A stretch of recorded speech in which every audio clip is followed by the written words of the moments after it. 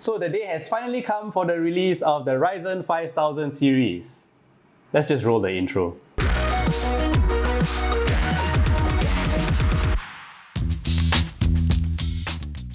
So just to come clean, we have the 5800X and the 5600X, but we do not have the 5900X or the 5950X. I'm going to compare these two processors with the Intel i5-10600K and the i7-10700K because those are the equivalents of these two processors on the Intel side.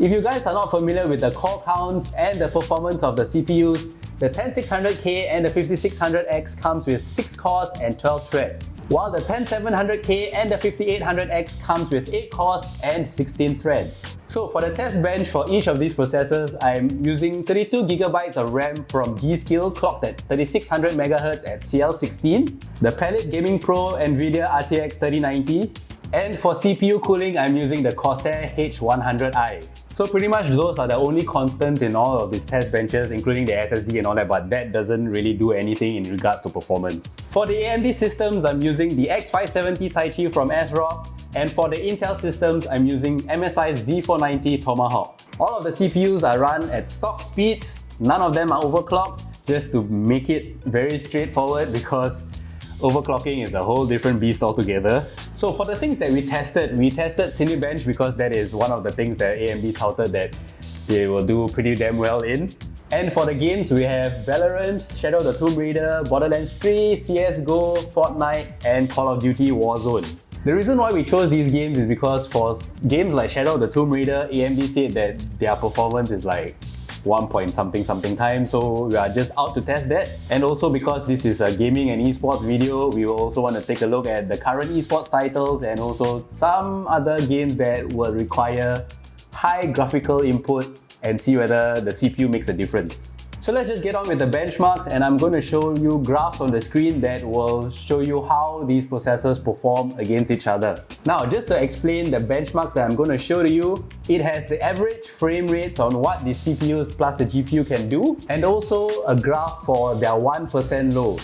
So 1% lows are basically taking the lowest 1% of all the frame rates that are produced from the CPU and the GPU. So to put it in the most layman terms as possible, if I have a benchmark that is running for 5 minutes, maybe it has 10,000 frames. So 1% lows is basically taking the lowest 100 frames out of that 10,000 and also averaging it out. Why is this important? Is because that out of that 10,000 frames, maybe one of your frames will be hitting 300 frames per second, but one of those frames are hitting 30 frames per second. And obviously, if I put 30 frames per second into my graphs, it doesn't really tell the whole story of how that CPU performs. So let's say in this 100 frames, one of those frames are 30 frames per second, but the other 99 frames are about 200 frames per second. So I would take 200 times 99 plus this 30 frames and just average it out. That is pretty much, that is as layman as I can describe it. I don't know how to describe it without going into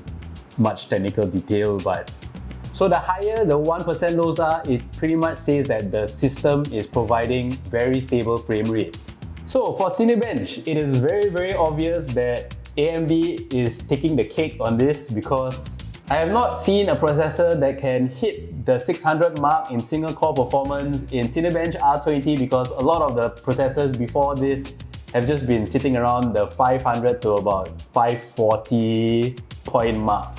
And if you take a look at the multi-core as well, the AMD side of things pretty much performs way better than the Intel side of things. And if you want to compare this to the previous Ryzen 3000 series, the 5600X and the 5800X outperforms the 3600X XT, by the way, not just X, and also the 3800 XT. You might be wondering why Cinebench is such a popular benchmark.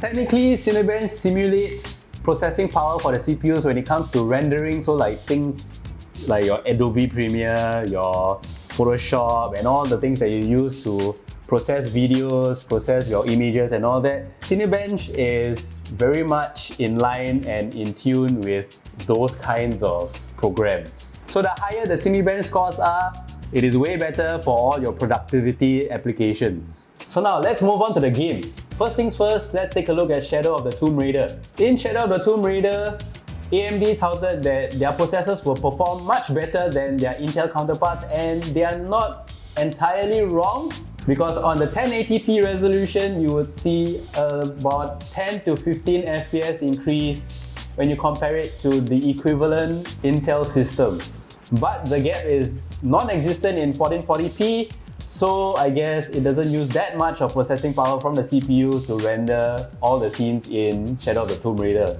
Next, we will take a look at Borderlands 3.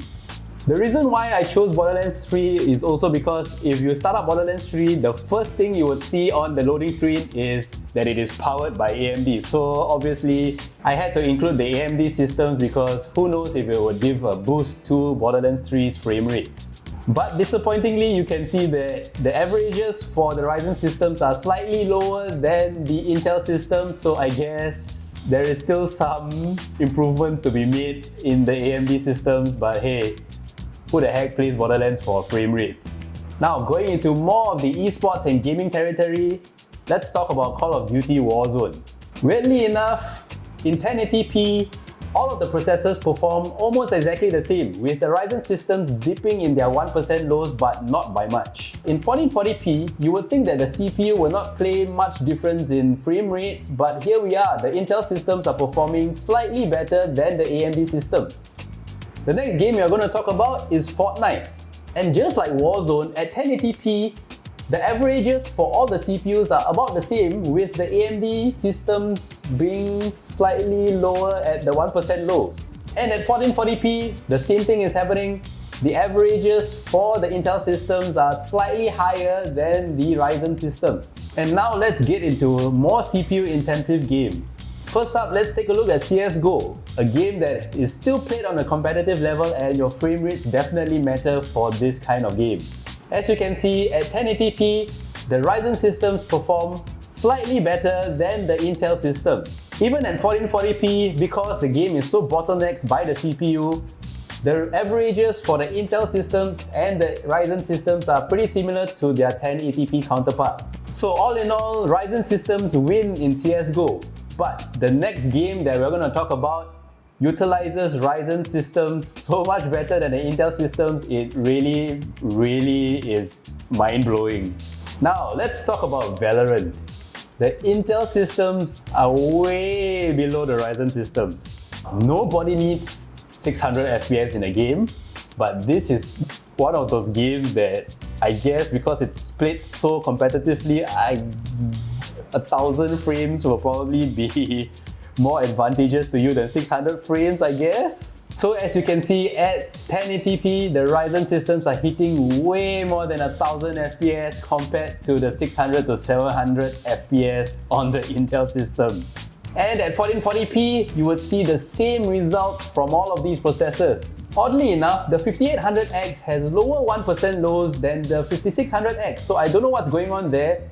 Maybe it's an early BIOS issue, so hopefully it improves as AMD releases more BIOS updates for the CPU. When it comes to temperatures, the 5800X ran slightly hot. I actually used the Wraith Prism, I think that's what they called it, the one that came with the 3900X. It couldn't sustain the heat that was being output by the 5800X. So in an open-air test bench with the Corsair H100i with an ambient temperature of about 25 degrees Celsius, the 5800X pretty much hit about 80 degrees Celsius when I was running Cinebench R20. The 5600X ran pretty much at 65 degrees, so that's not much of a CPU heat monster as the 5800X. In comparison with the Intel systems, the Intel 10700 hit about 75 to about 80, so almost similar to the 5800X when I was running Cinebench R20. So, those benchmarks out of the way, it is time for my opinion and the conclusion. To be very frank, after benchmarking and all of that kind of stuff, I mean, I've done more benchmarks besides all these games. It is not really the world's fastest gaming processor at this point of time. But who knows? I do not have the 5900X, who knows, maybe it's like leaps and bounds better, but I highly doubt it because it's only like 100 megahertz over like the 5800X. But I will say that they are now sharing the same spot as the best gaming processors with Intel. So I can safely say that right now, if you want to get a processor for gaming, go ahead and buy a Ryzen, go ahead and buy an Intel. It doesn't make much of a difference. Except maybe if you are playing Valorant, but then again, 1000 frames per second, I don't know why you need 1000 frames per second, but hey, it is still about 400 frames more than Intel and what they can provide in their top-end processors. And keep in mind, in gaming, the 10700K is very similar to the 10900K. So I guess the 5800X is probably as powerful as the 10900K. Now, when it comes to productivity, if you've been using Intel for your productivity workloads, I don't know what you're doing, because the Ryzen 3000 series itself was way better in rendering videos and Photoshop and all that kind of stuff than the Intel system. And obviously the 5000 series is much faster than the 3000 series when it comes to productivity. So I guess it's definitely a no-brainer there. Now, should you upgrade? If you're using some Intel 8th gen and below, yeah, go ahead, because this thing pretty much matches the 8700K or even more. Plus, it can do much better workloads than all of that kind of Intel systems. And if you have been using the Ryzen series, probably if you want to upgrade from the 1000 or the 2000 series, it's a great choice. But if you're using the 3000 series and you're not really much of a hardcore gamer, that you really want that last bit of FPS you want to squeeze out of your system, maybe it's not so worth it, because the 3000 systems is still very capable of doing a lot of productivity workloads. If you have an Intel system from the 9th gen and the 10th gen, you're not missing out much. Like I said, if you have been a productivity freak, you wouldn't be using Intel anyway. And if you are a hardcore gamer, these CPUs pretty much matches the 10th gen and also probably the 9th gen. If you already have those CPUs in your rig, don't fret, you're not missing out much. Let me just stress, you are not missing out much. Please don't do something stupid like sell your rig and get an AMD rig just for gaming. But if you are in the market for a new computer because you're using some old Intel system from like 5 to 6 years ago, then yes, I would say go Ryzen 5000 and do not bother about the Intel 10th gen. If you have been using the X570 or the B550 motherboard on the Ryzen side, the 5000 series will just perfectly fit into those motherboards. You just probably need a BIOS update. Some manufacturers might also extend that to their X470 boards, but I'm not too sure about the B450 motherboards. So now, in closing, I would say that AMD has finally done it.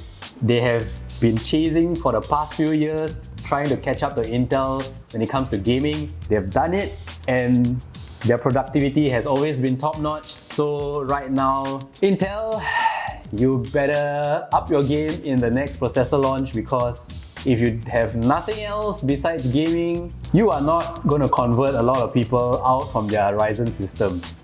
And as for AMD, I think this is their last hurrah to the AM4 socket, because when Zen 4 comes out, apparently they're going to change the pin layout and also going to provide a new chipset and all that. So I guess right now, when it comes to this AM4 socket, they have done their absolute best. It shows that they are definitely making the effort to be the top player in the CPU market. So at the moment of this video's release, I have no idea what are the regional pricings going to be like for these two CPUs, but when you want to talk about the US pricing, the 5600X is $299 USD and the 5800X is $449 USD. Hopefully in Singapore, the 5600X wouldn't shoot past $500, I hope.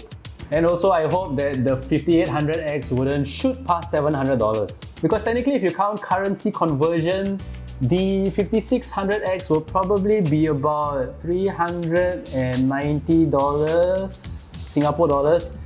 Probably hitting 400, but who knows, when they ship it to Singapore plus tax and all that kind of stuff, who knows if it will actually hit $500.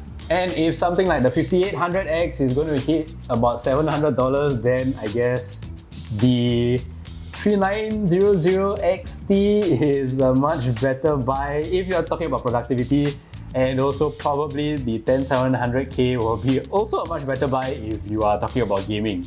So hopefully the prices are not going to be sky high in Singapore or around the Southeast Asia market, because right now I don't know. The processors are not being released as of this video's recording. I have no idea how they are going to price it in this entire region. So that's all for this special edition of YTech.